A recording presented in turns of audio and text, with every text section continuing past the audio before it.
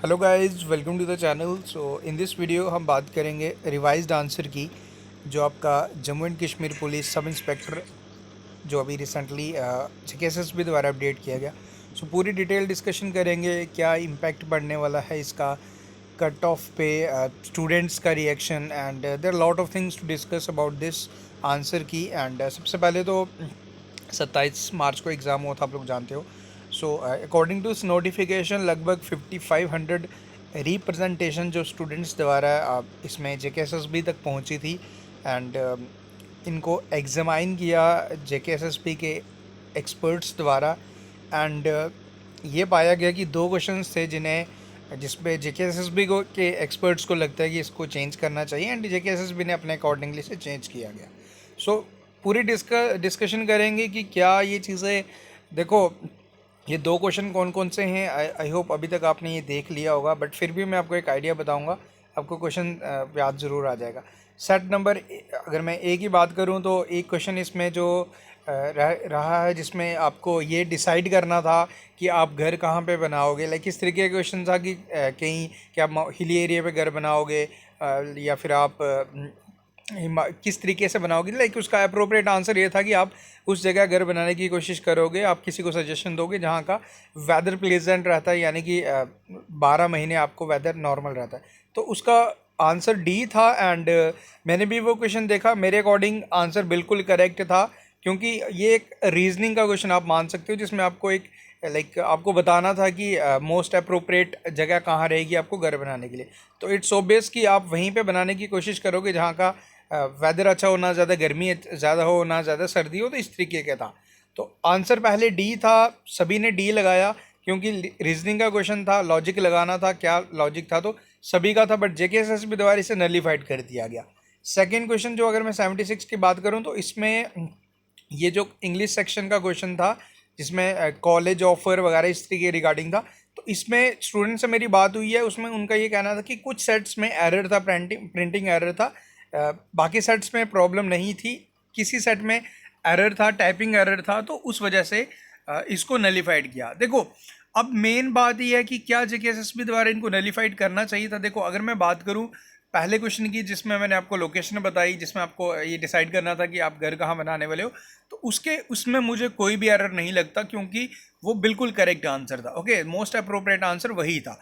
बाकी अगर 76 क्वेश्चन जो इंग्लिश सेक्शन का था, उसमें कुछ सेट्स में प्रिंटिंग एरर था, तो वो कंसिडर किया जा सकता है जेकेएसएसबी द्वारा कि हाँ इसे नलीफाइड किया जा सकता है, तो वो उन्होंने किया। बट अगर मैं पहले क्वेश्चन की बात करूँ, उसमें मुझे बिल्कुल बिल्कुल मैं सेटिस्फाइड नहीं हूँ। एंड बात करें जिन क्वेश्चन में एक्चुअली प्रॉब्लम थी, एंड मुझे लगता है कि हार्डली स्टूडेंट द्वारा इन क्वेश्चंस के लिए रिप्रेजेंटेशन दिया गया होगा। बाकी क्वेश्चन जैसे कि एक क्वेश्चन आपका लाइन सेगमेंट वाला क्वेश्चन था, सभी स्टूडेंट्स को उसमें दिक्कत थी कि क्या डेटा सफिशिएंट था या नहीं, तो उसके लिए रिगार्डिंग जेकेएसएसबी द्वारा कोई भी इसका अपडेट नहीं है। एंड उसके बाद जो रॉक सिस्टम का क्वेश्चन था, इग्नियस रॉक या फिर हिमालयन का स्ट्रक्चर किससे बना है, इग्नियस रॉक से, मेटामॉर्फिक रॉक से, जनरली वो दोनों ही करेक्ट ही थे। तो बट जेकेएसएसबी द्वारा उसका भी कोई भी इसमें अपडेट नहीं है, यानी कि उसको भी कंसिडर नहीं किया गया। अब इन दो क्वेश्चन को कंसिडर किया गया, अब इसका नेट इफेक्ट क्या पड़ेगा। देखो नेट इफेक्ट की अगर मैं बात करूं तो काफ़ी स्टूडेंट्स हैं। अगर मैं इन क्वेश्चंस की बात करूं तो मेजॉरिटी ऑफ द स्टूडेंट्स ने आंसर इसका करेक्ट ही मार्क किया था। मैं फर्स्ट क्वेश्चन की अगर मैं बात करूं, जहां लोकेशन वाला था कि आपको घर कहां बनाना है, तो 95% स्टूडेंट आई बिलीव कि उन्होंने आंसर इसका करेक्ट ही मार्क किया होगा। एंड उसके बाद सेकंड क्वेश्चन था जो इंग्लिश सेक्शन का था, तो उसमें भी काफ़ी स्टूडेंट ने आंसर करेक्ट ही मार्क किया था। अब इसमें देखो, अब बेनिफिट किसको होगा, लॉस किसको होगा। देखो जिस स्टूडेंट ने ये दोनों क्वेश्चन गलत किए होंगे, जिनके आंसर गलत हुए होंगे, तो उनको ऑटोमेटिकली उसका बेनिफिट मिलने वाला है, क्योंकि अब उनको नेगेटिव मार्किंग वाले प्रोसेस से नहीं जाना पड़ेगा, यानी कि उनका कोई मार्क डिडक्ट नहीं हुआ। बट अगर मैं बात करूं वो स्टूडेंट जिन्होंने इनके दोनों आंसर मतलब दोनों क्वेश्चन करेक्टली मार्क किए थे, तो उनको इसमें प्रॉब्लम आएगी, उनके स्कोर डिक्रीज होंगे।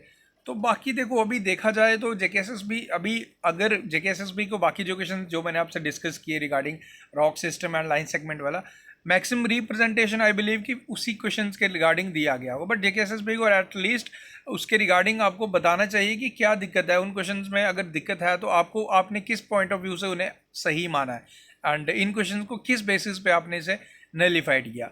तो ये सारी चीज़ें हैं। काफ़ी स्टूडेंट्स से हमारी बात हुई तो स्टूडेंट्स का ये कहना है कि सर वो बिल्कुल भी सेटिस्फाइड नहीं है रिगार्डिंग दिस।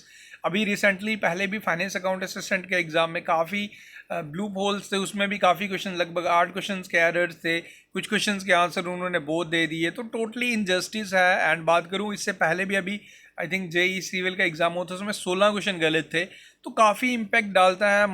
0.5 से स्टूडेंट्स का मेरिट रह जाता है अप डाउन।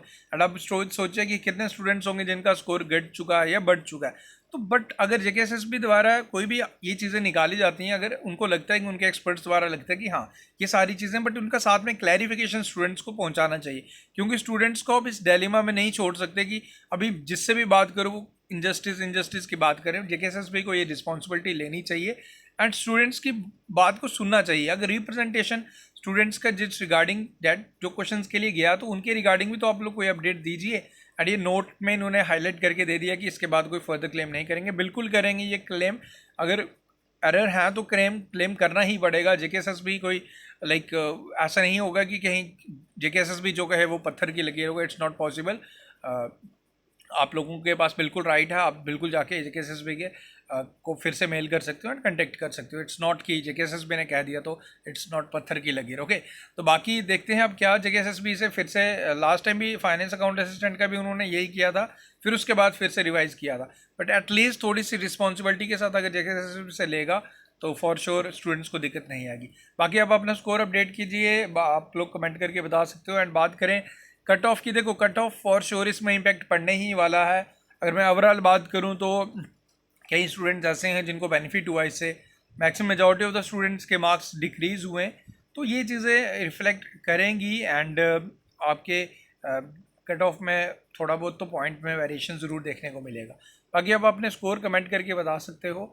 बाकी लेट्स सी कि क्या अपडेट आता है नेक्स्ट, बट फिलहाल तो यही अपडेट है। बाकी आप लोग अपनी तैयारी बनाए रखें। ओपन कट ऑफ देखो ऑलरेडी एक बताया था 80+ जिसके भी हैं, तो ओपन में हो आप लोग 80-82+ हैं तो आप तैयारी बनाए रखें।